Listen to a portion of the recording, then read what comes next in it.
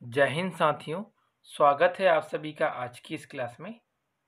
पिछले कुछ समय से मैंने आपकी साइंस की क्लास रेगुलर नहीं रख पाई, तो आज से हम पटवारी की परीक्षा को ध्यान में रखते हुए फिजिक्स, केमिस्ट्री और बायोलॉजी इन तीनों विषयों के जो प्रश्न होंगे जो कि हमारी एग्ज़ाम के लिए ज़रूरी हैं, उनको पर डे हम क्या करेंगे, प्रैक्टिस करेंगे।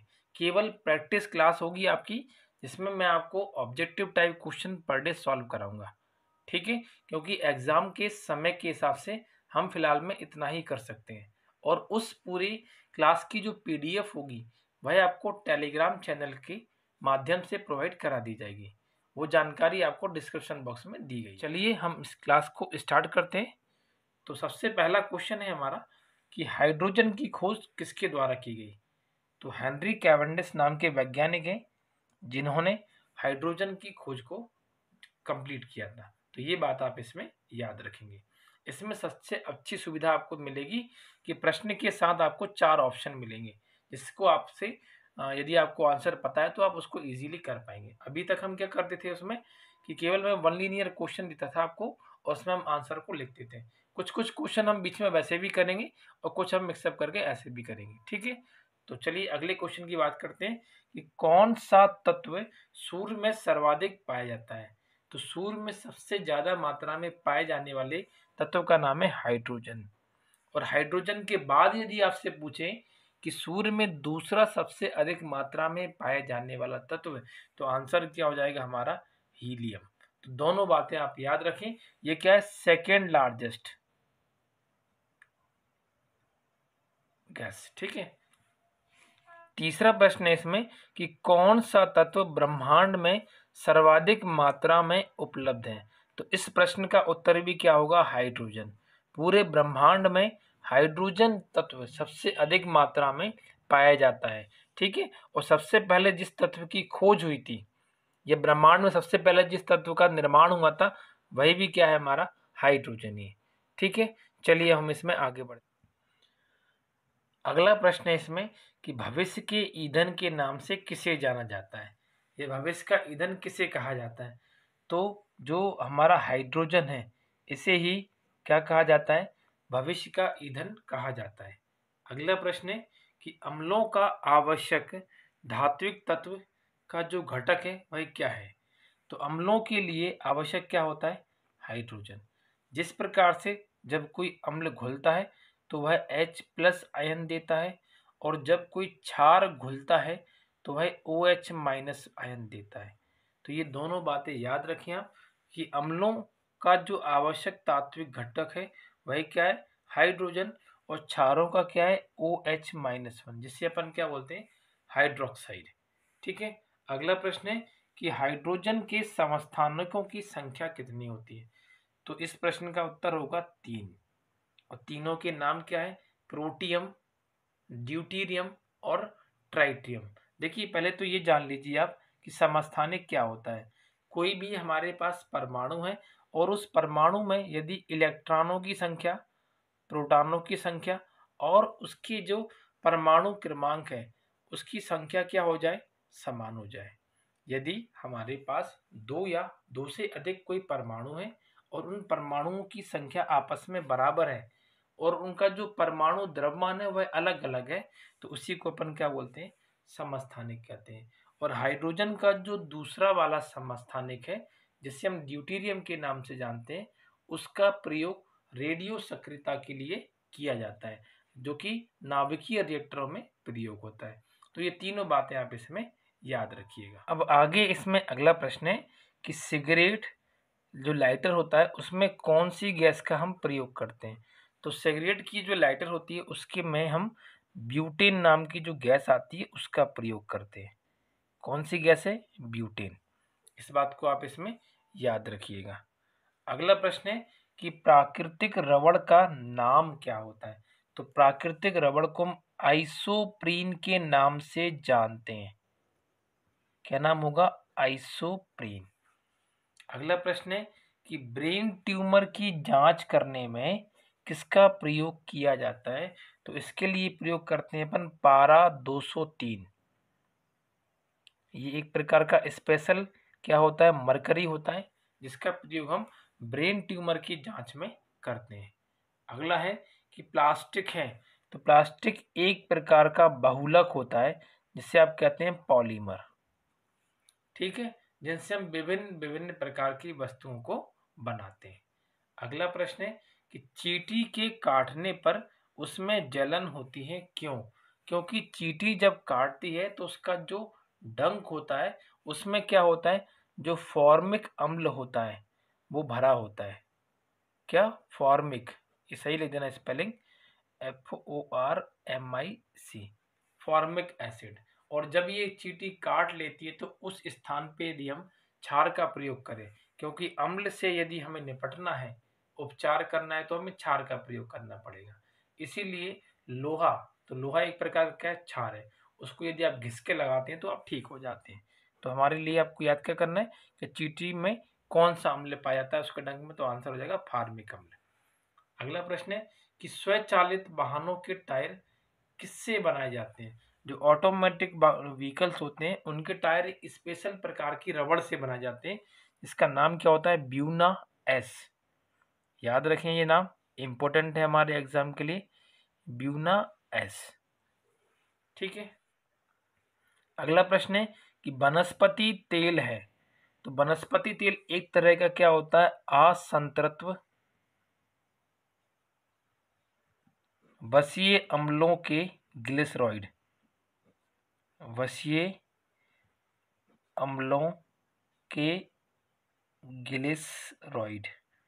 तो याद रखिएगा आप इसको कि जो वनस्पति तेल होता है वो किससे मिलता है? असंतृप्त वसीय अम्लों के ग्लिसरॉइड से इसका प्रयोग होता है। अगला प्रश्न है हमारा कि किसी भी धातु को काटने के लिए या उस धातु को जोड़ने के लिए हम किसका प्रयोग करते हैं? तो इसका आंसर हो जाएगा एसीटिलीन। क्या होगा आंसर? एसीटिलीन।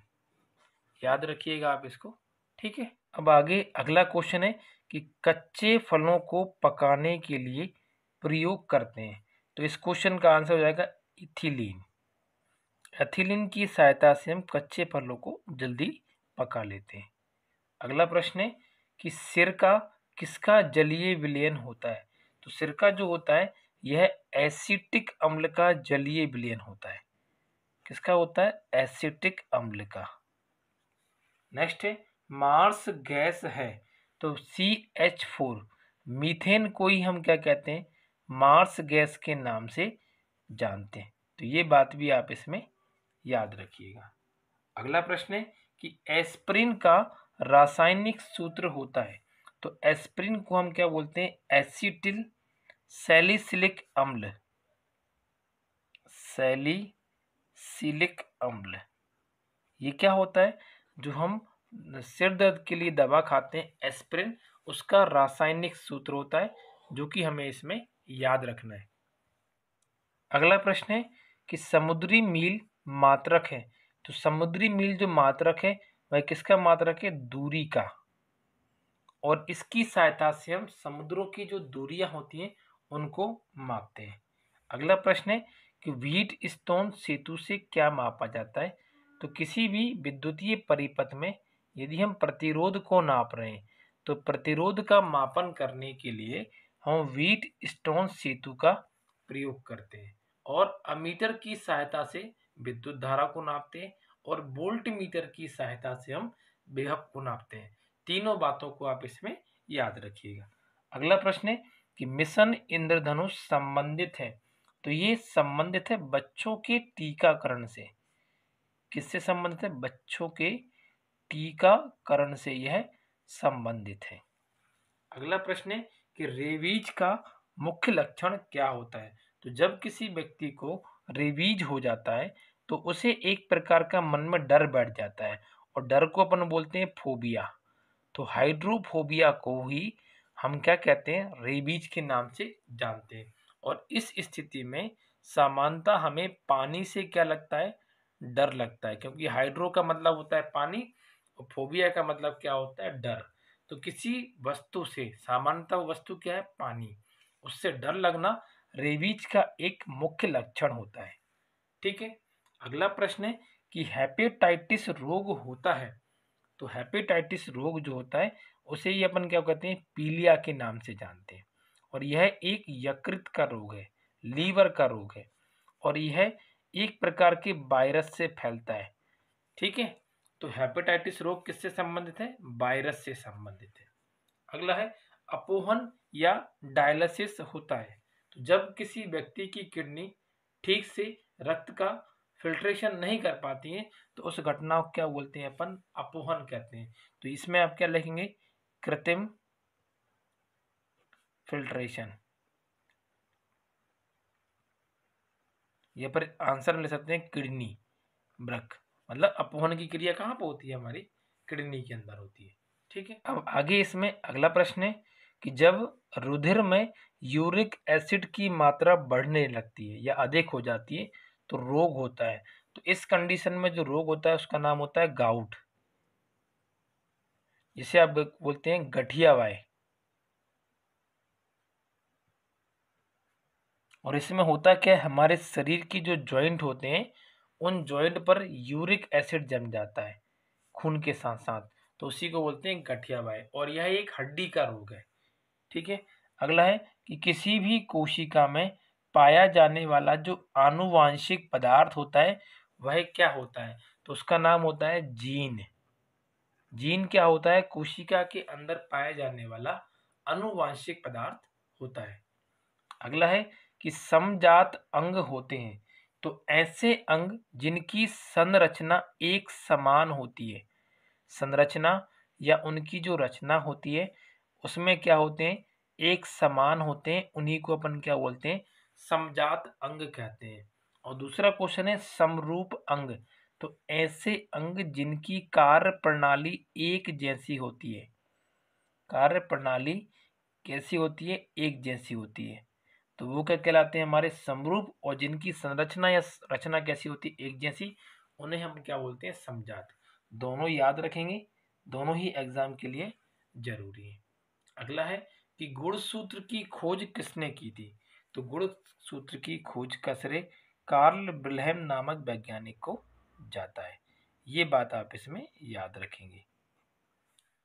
अगला प्रश्न है कि गुणसूत्र शब्द प्रदान किया था।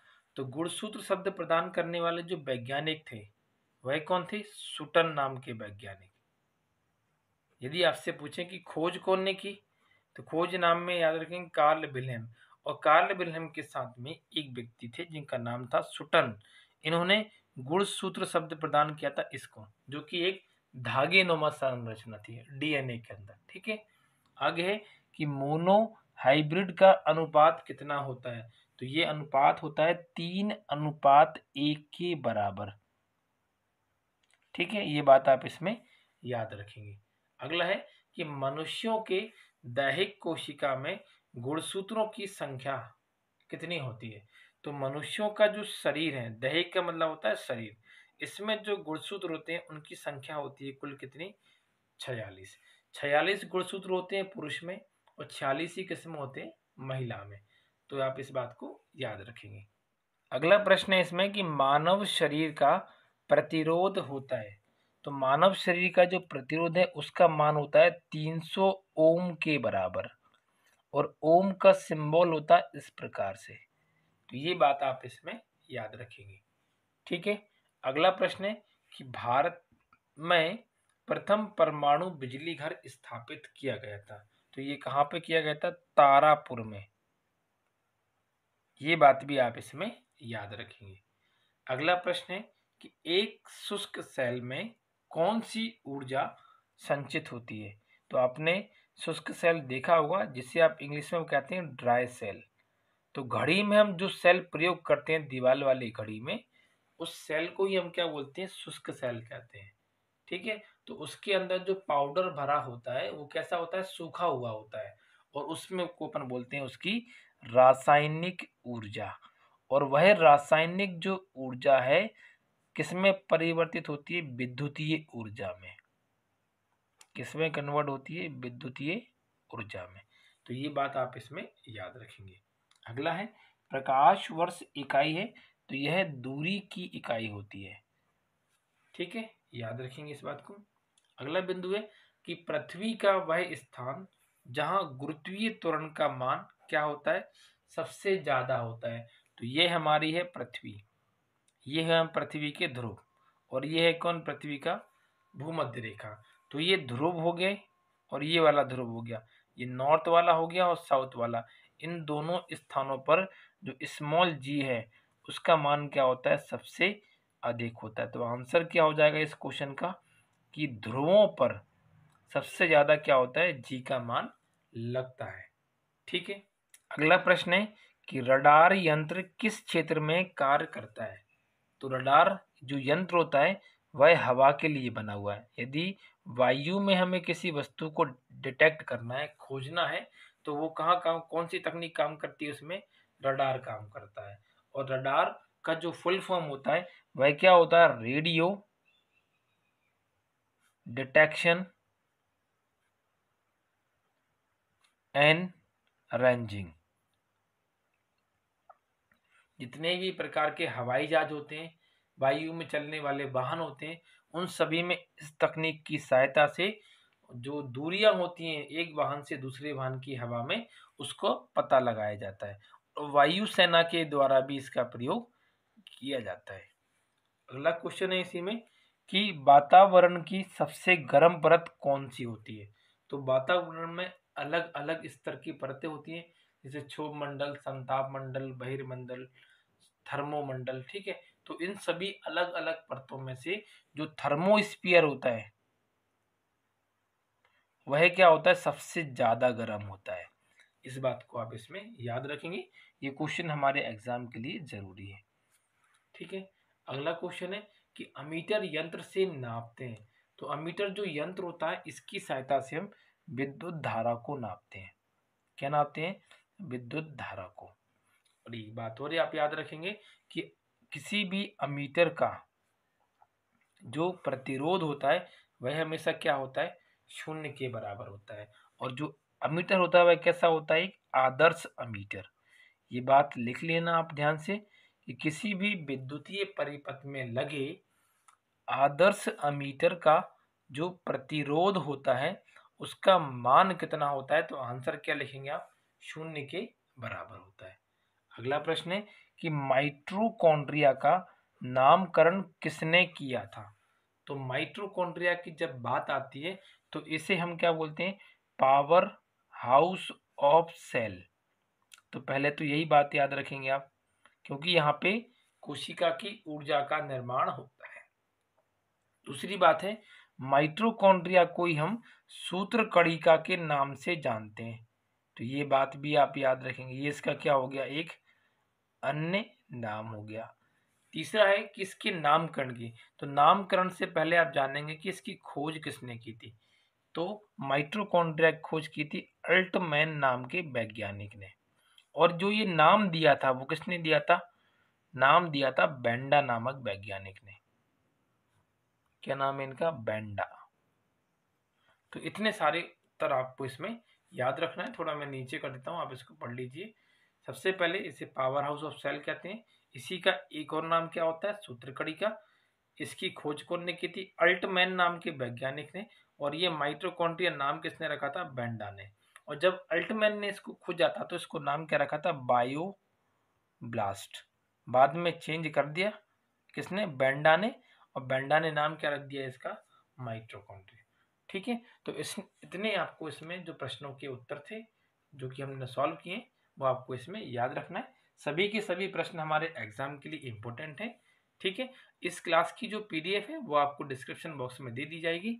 वहां पर आप चैनल को ज्वाइन करके उसकी पीडीएफ को हमारे टेलीग्राम चैनल से प्राप्त कर सकते हैं। ठीक है, और अब आपकी जो क्लास है इसमें जो क्वेश्चन है तीनों सब्जेक्ट के रहेंगे, और ये क्लास आपकी जब तक आपका एग्जाम नहीं हो जाता है तब तक ये क्लास आपकी कंटिन्यू रहेगी।